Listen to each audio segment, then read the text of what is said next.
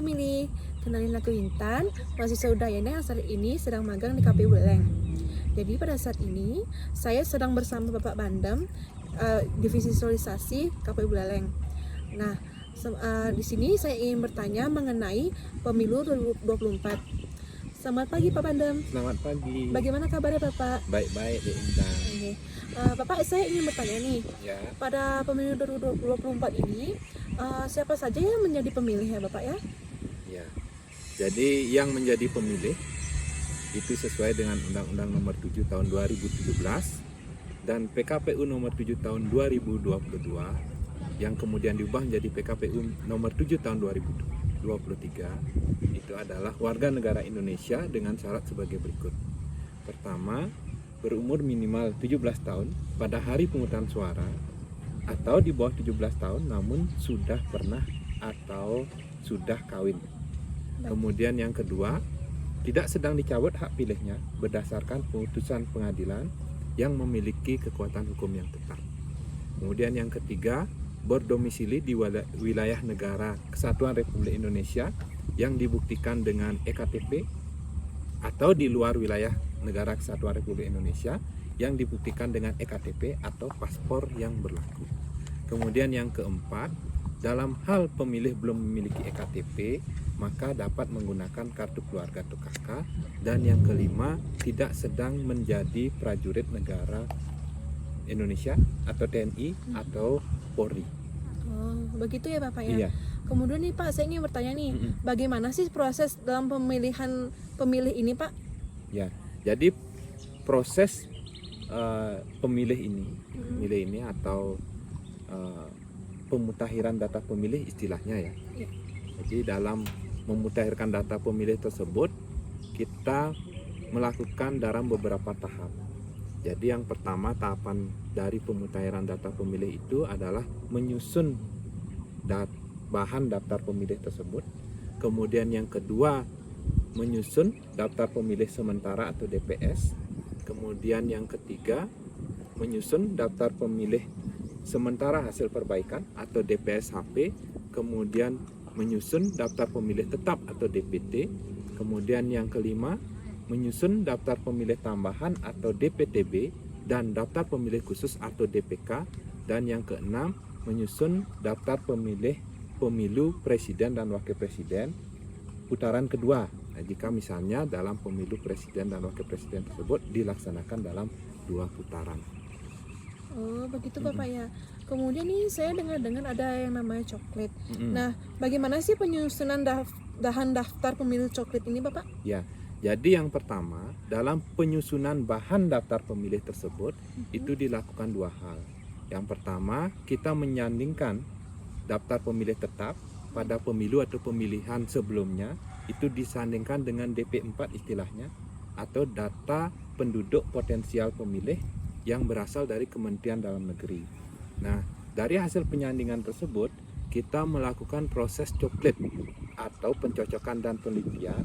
Itu adalah proses yang dilakukan oleh petugas Pantarlih dengan langsung mendatangi pemilih, langsung ke rumah-rumahnya mendatangi pemilih untuk mencocokkan data pemilih tersebut atau memutakhirkan data pemilih tersebut.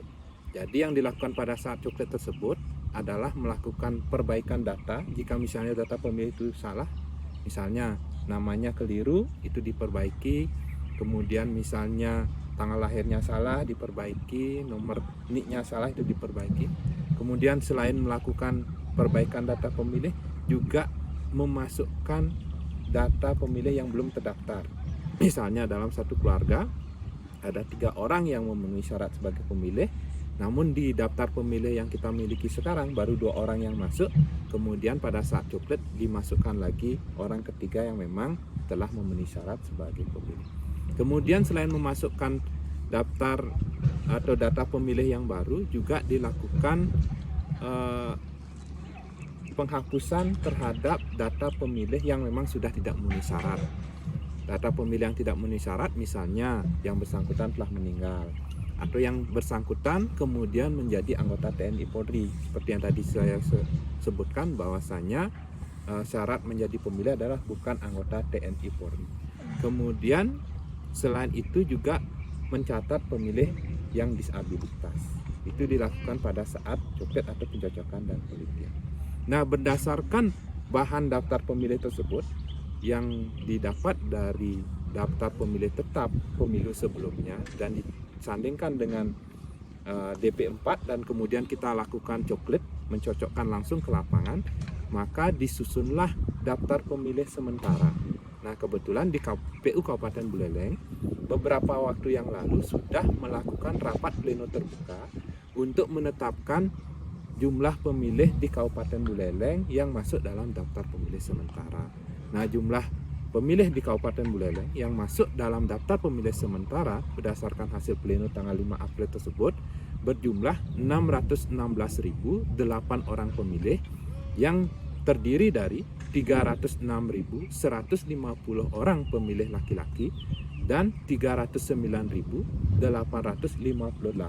pemilih perempuan yang tersebar di 148 desa dan kelurahan di Kabupaten Buleleng serta 2.275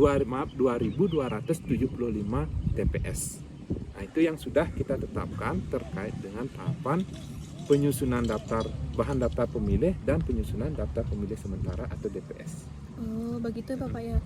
Kemudian nih Pak, kemungkinan nih setelah dari tahap-tahapan tersebut, nah setelah pemilihan daftar pemilih sementara nih Bapak ya, apa tahapan selanjutnya yang akan dilakukan oleh KPU Buleleng ya mungkin Pak ya?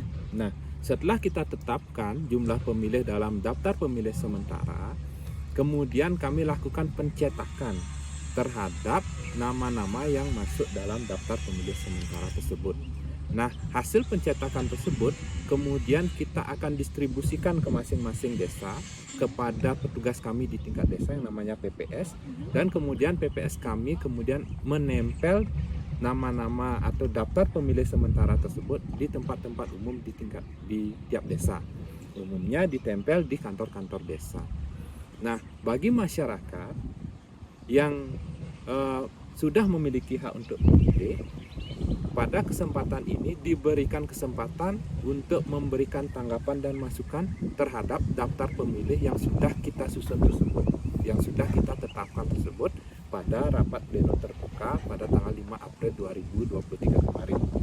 Nah, masyarakat bisa memberikan tanggapan jika misalnya ada yang sudah memenuhi syarat sebagai pemilih namun belum terdaftar di daftar pemilih, maka bisa melaporkan kepada petugas kami di tingkat desa, kepada PPS atau panitia pemungutan suara, itu berkantor di kantor kepala desa, atau di tingkat kecamatan bisa melaporkan kepada petugas kami di tingkat kecamatan, namanya PPK, itu berkantor di kantor camat, atau bisa juga langsung melaporkan ke KPU Kabupaten Buleleng yang beramat di Jalan Ahmad Yani nomor 95. Nah, selain mengecek di dalam daftar pemilih sementara yang sudah kami cetak dan sudah ditempel di masing-masing desa, ada cara lain juga yang lebih praktis, yaitu dengan cara mengecek secara online. Mengecek secara online di link cekdptonline.kpu.go.id ya. Jadi cekdptonline.kpu.go.id. Nah, setelah masuk ke link tersebut, maka masyarakat atau teman pemilih kita cukup memasukkan nomor NIK ya, nomor KTP maksudnya, dan kemudian lakukan pencarian. Nah, jika misalnya sudah terdaftar, maka akan muncul hasil dari pencarian tersebut, siapa namanya, di TPS mana memilih dan seterusnya. Namun jika misalnya belum terdaftar, maka di sana akan ada keterangan bahwa yang bersangkutan belum terdaftar dalam daftar pemilih. Nah, jika terjadi hal seperti itu, maka masyarakat bisa melaporkan kepada petugas kami tingkat desa seperti tadi sudah saya sampaikan, itu kepada PPS, atau di tingkat kecamatan bisa kepada PPK, atau langsung ke kantor KPU Kabupaten Buleleng. Oh, begitu Bapak ya. Oh, baik. Mungkin dari sekian pertanyaan itu untuk saat ini saya bertanya itu aja. Terima kasih Bapak atas waktunya yang telah diberikan pada saya nih. Nah, begitu tuh teman-teman pemilih. Jadi, jika kalian ingin mencari tahu apakah kalian sudah jadi pemilih atau belum, cek dptonline.kpu.go.id. Jika belum terdaftar, silakan laporkan diri Anda ke petugas kami tingkat desa atau tingkat kecamatan atau langsung ke kantor KPU Buleleng di Jalan Ahmad Yani nomor 95 Singaraja.